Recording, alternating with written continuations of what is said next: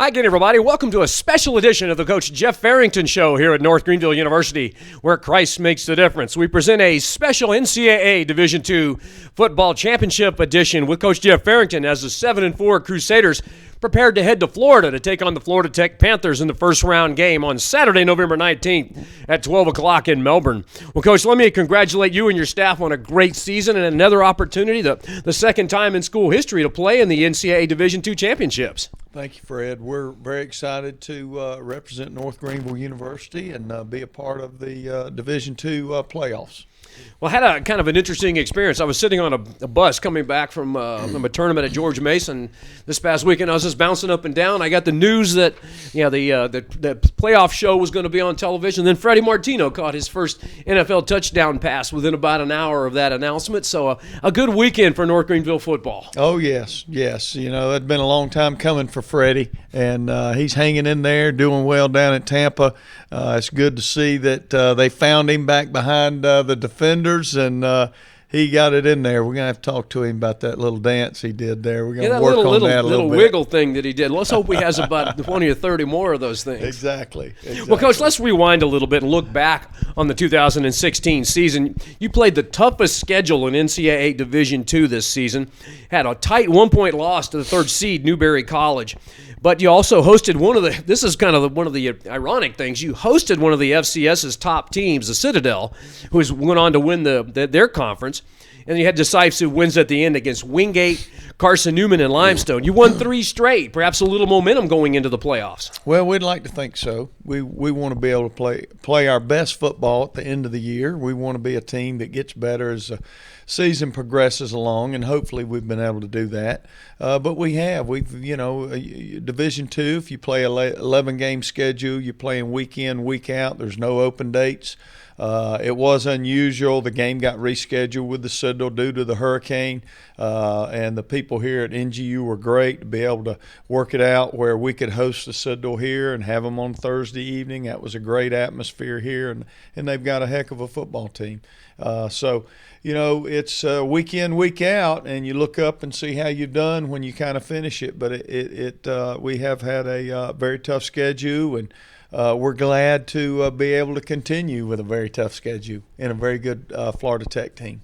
Well, that's a real tribute to the athletic department here at North Greenville. Because of Hurricane Matthew, the athletic staff had to turn a Division I game from a road game into a home game on a Thursday night in just 2 days. And we had one of the largest crowds we've ever had in history, with all the people coming up from Charleston for the hurricane. But, Coach, I know there's a lot of special moments that occurred this season. Can you point to a few that were pivotal? I think the Citadel game was probably, for me, one that kind of opened your players' eyes and got them ready to get into the stretch run. Well, it was in the middle of the year, and there in that phase, if I remember correctly, on the schedule, we had 3 road games in a row. We were going to go to Charleston. We were going to go to Tusculum. We were going to go to North Alabama.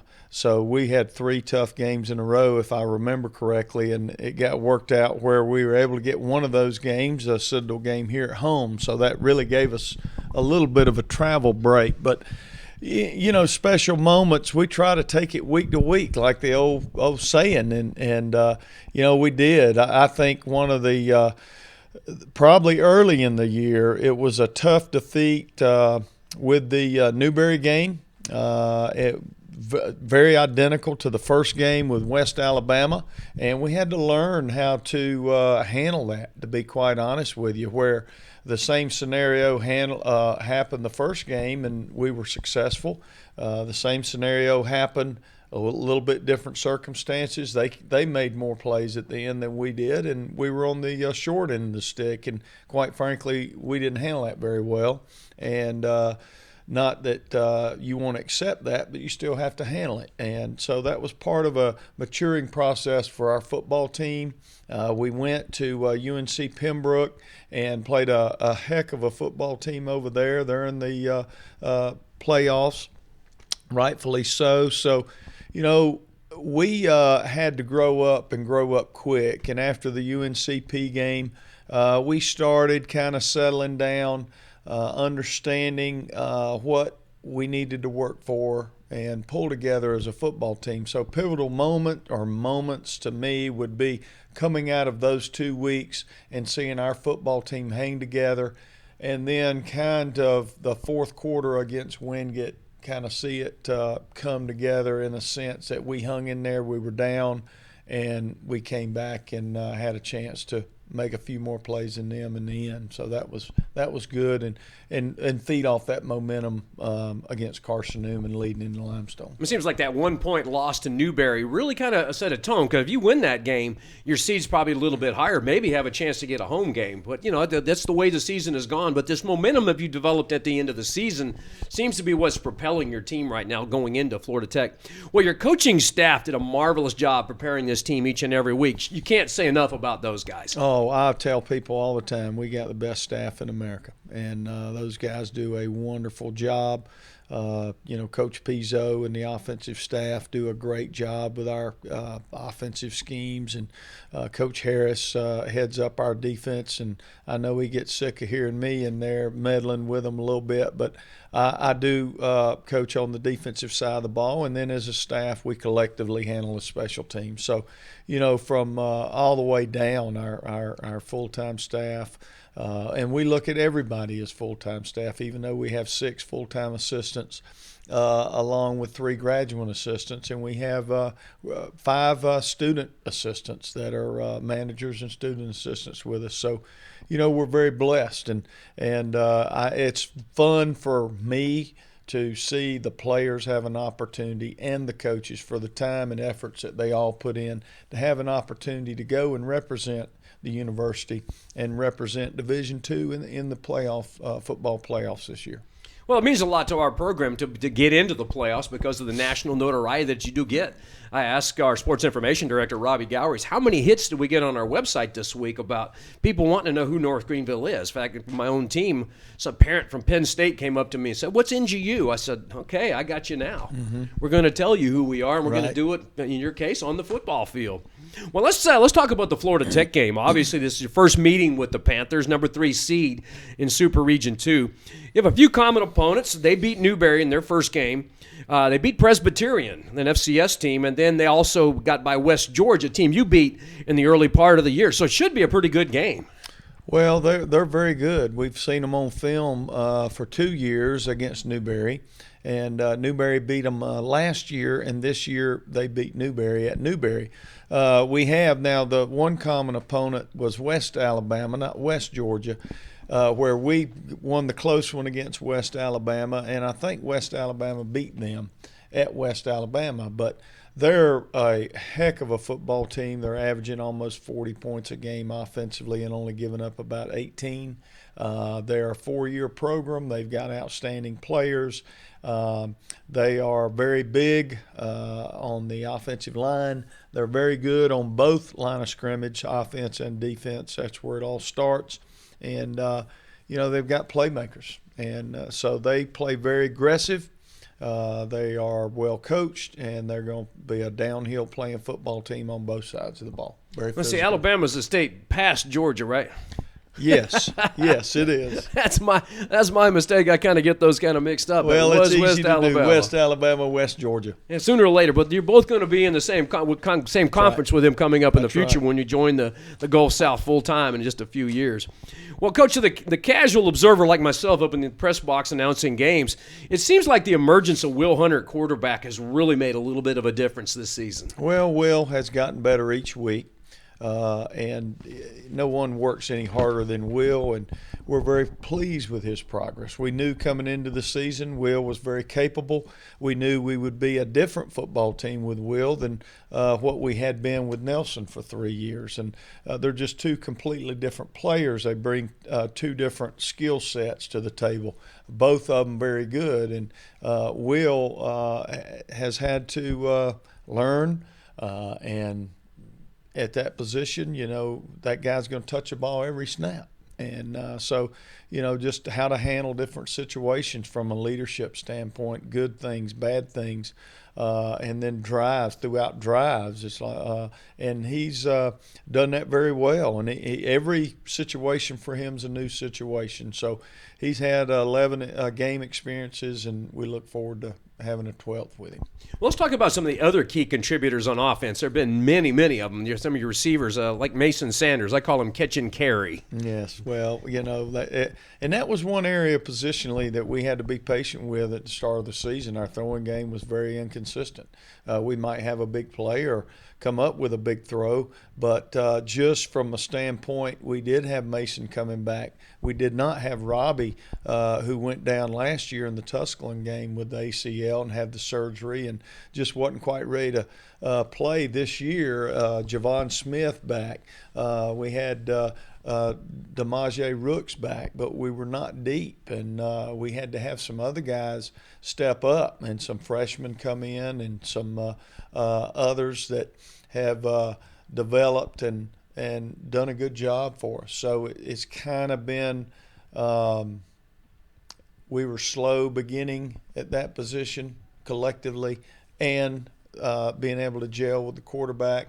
So, that's been a good thing to see, a Christian Bruce and a Pedro Manigault and Javon Smith, who Javon has some snaps under him, but now you see Javon be able to make big plays for us, and that just opens things up even more for Mason when you're able to do that, and also the play of our tight ends. And your running backs as well. You've been a very balanced offense. Some teams have not been able to stop our running game with Ashton Hurd.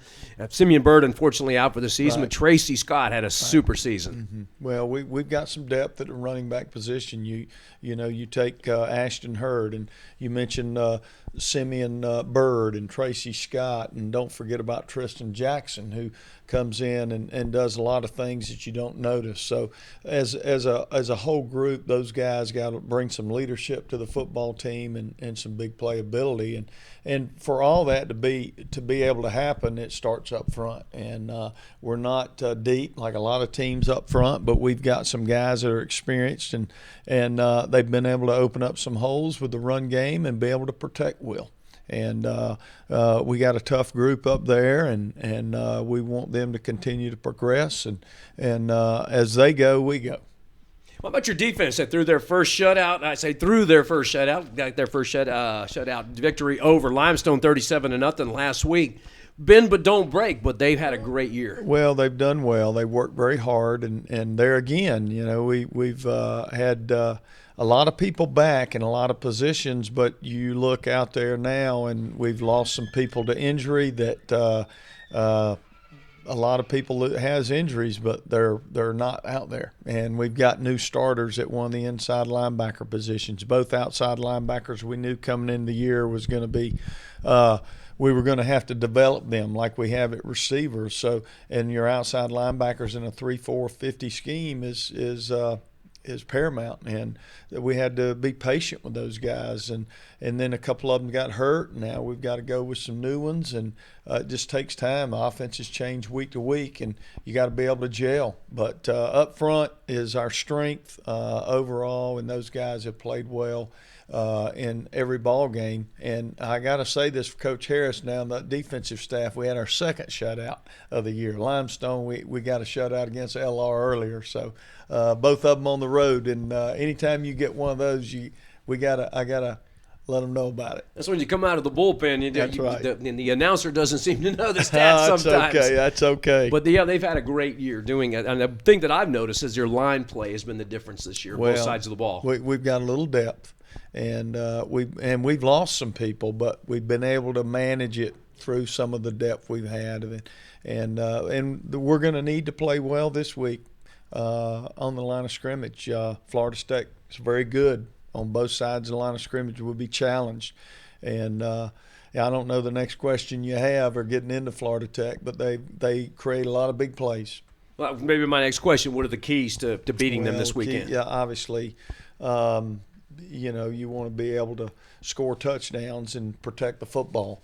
But for them, we've got I know we were talking about it and looking at it, but what blares at you on them offensively is obviously you can look at yardage. They're averaging almost 7 yards a snap when you add rushing and passing.